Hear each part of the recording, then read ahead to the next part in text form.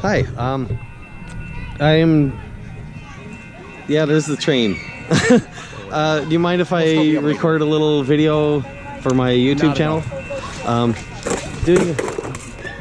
Planning on doing a little street epistemology, or trying to, and have not done this before, so I don't know whether I'm going to do well at it or not. I have my doubts. But the basic concept is to ask people about their beliefs and why they believe a certain thing, and to examine whether or not the means that they come to believing something are reliable. And so I'm going to try to do this. One of the main reasons why I've decided to do this is actually for myself, so that I can learn to not interrupt people so much, because I know that's a big thing with street epistemology, is to give people time to talk and not interrupt them. So being that it's part of the style that seems to work for people, I figure that'll be good for me. Well, I'll talk as long as you want me to talk, and I'll stop when I've got nothing to say, or when you want me to stop. Is this recording? Yeah, looks like it. Oh yeah, okay. I see that. I see a little tiny blinking thing in the upper left. It's not showing any screen, so yeah, I see. I haven't actually done this before. The time is advancing, so I think okay. I think we're good. Cool. I can see that. Let's see, 133. Yep. Yeah. At any rate, so I wanted to try a twist that I've not seen anyone do, to try to apply street epistemology to politics. So 2020 presidential election, who are you supporting for president, if you don't mind saying? Bernie Sanders. And do you feel he's the best candidate for president? I mean, I'm yes. guessing so, or you wouldn't be. Okay. Yes. So can you tell me something about how you came to believe that he is the best choice? Sure. I think all of our political issues in the United States right now, pretty much their root comes with money in politics, with politicians being corrupted by taking money from those who have the most of it right now. And so we're talking about billionaires and corporations at this point, which pretty much wield all the political power at this point in our country. This is the reason that we can't get the best healthcare that other developed nations have. This is the reason why we wind up paying so much for a lower standard of care. Why we wind up paying so much for so much more, thousands of times more in some cases, for drugs than is done in other countries that are developed. This is the reason why we've got an education system that's fighting against privatization, with the proliferation of charter schools, and in some states with vouchers. This is a reason why we've got a tax system where secretaries pay a higher percentage of taxes than their billionaire bosses, which is absurd. And so the root of all these problems is essentially the money in politics, that politicians are making themselves beholden to billionaire and corporate sources who are just pouring money into political campaigns, buying influence. And so, to me, the way to get rid of those influences, the way to fight back, the way for us to get a chance to gain what other developed countries have, a more progressive tax system, better healthcare system, better, more public education friendly education governance, is we get the money out of politics. There is only one politician running for president right now who has never taken any corporate or billionaire campaign money, ever, in his life. And that's Bernie Sanders. Elizabeth Warren is not taking corporate or billionaire money right now, but she has previously in her campaigns for Senate, and she makes no promises about what's going to happen if she gets the nomination. So to me, Bernie Sanders is the is the absolute highest level choice that we can make, in this front. And so, he says straight up what he's going to do when he gets elected. He's going to push for a more progressive tax system.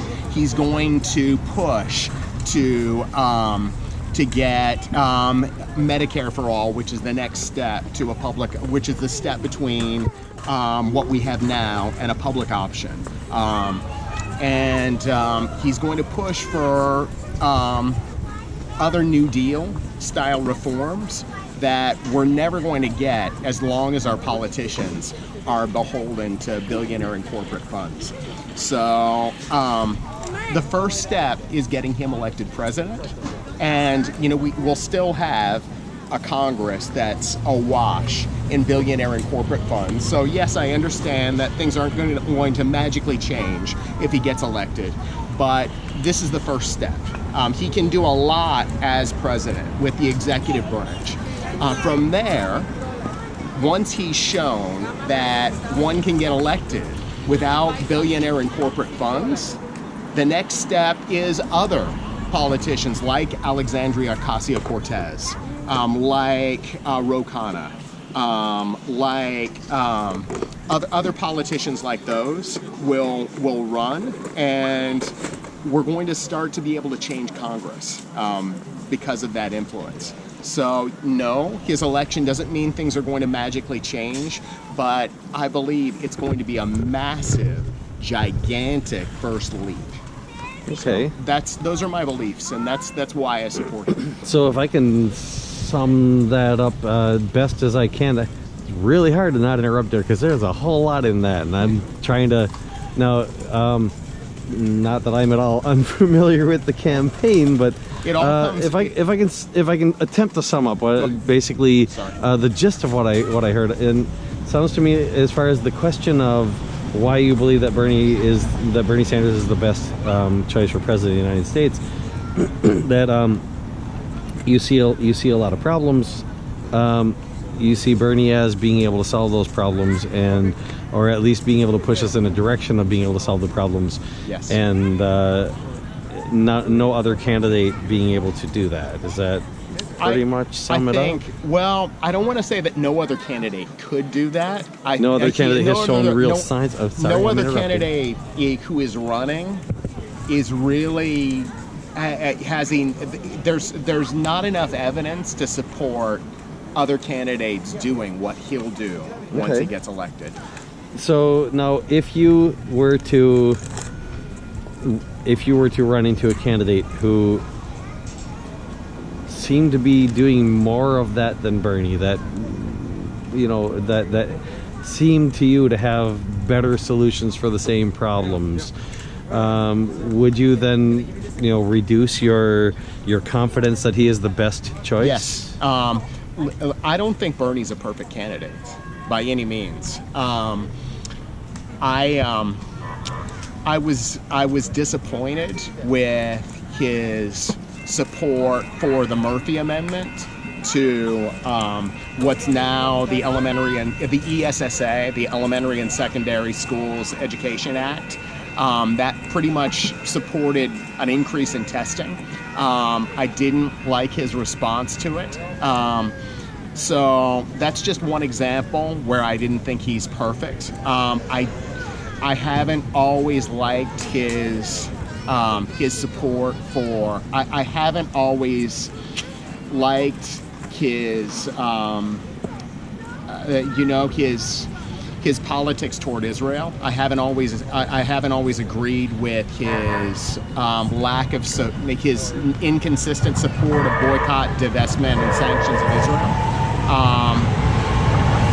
So I don't think he's perfect by any means. If there were a better candidate running, I would support them. But the fact of the matter is, I've looked at all the options, and there really isn't. Do you feel like you know of any candidates who do better in any of those areas where you feel maybe he's fallen a little short? That's a really tough question. Honestly,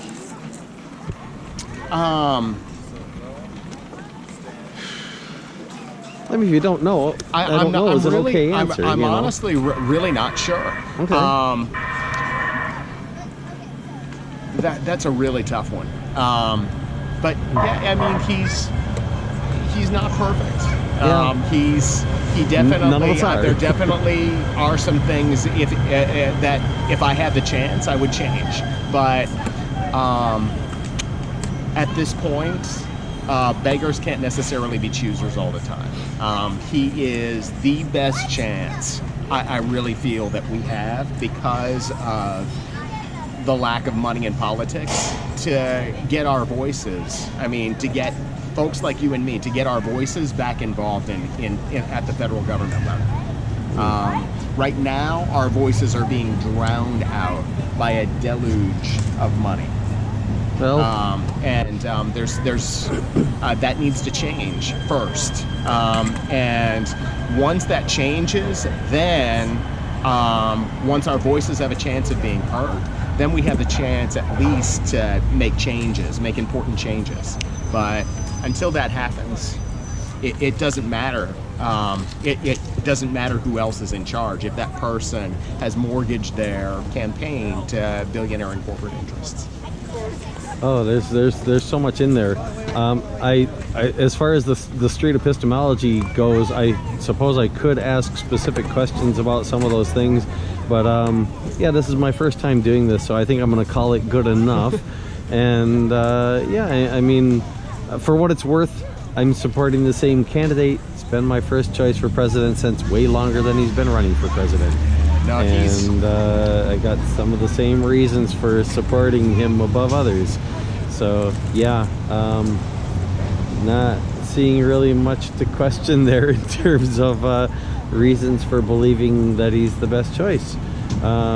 Hopefully I'll be able to find some people who maybe support a different candidate or have different reasons for supporting the same candidate, and be able to do some more interviews like this and get them up on my new YouTube channel, and we'll see how that goes. But thank you very much. It's been a pleasure. Thank you so much.